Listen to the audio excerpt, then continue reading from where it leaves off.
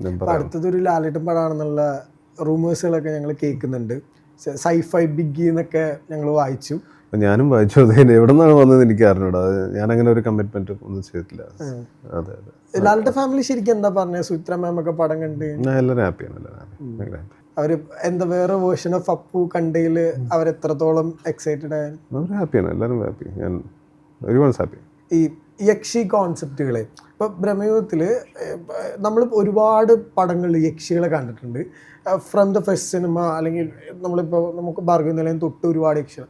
But ബ്രഹ്മയുഗത്തിലെ യക്ഷി ഭയങ്കര different ആണ്, അല്ലെങ്കിൽ ഭയങ്കര രീതിയിൽ അതിന് പ്ലേസ് ചെയ്തിട്ടുള്ളത്. സോ ആ ഒരു കോളിനുള്ള അല്ലെങ്കിൽ ഒരു ടെംപ്ലേറ്റ് ഭയങ്കരമായിട്ട് ബ്രേക്ക് ചെയ്ത് ഒരു സിനിമ വേണമെന്ന് ഇനീഷ്യൽ ഡിസ്കഷൻസിൽ ഉണ്ടാവും.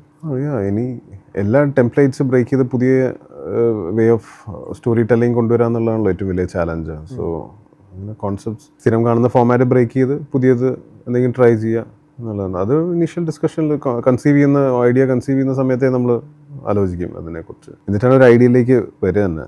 അത് എല്ലാത്തിലും എൻ്റെ ഒരു ഡിഫറൻസ് കാണണം, യുണീക്നെസ് കാണണം. Any department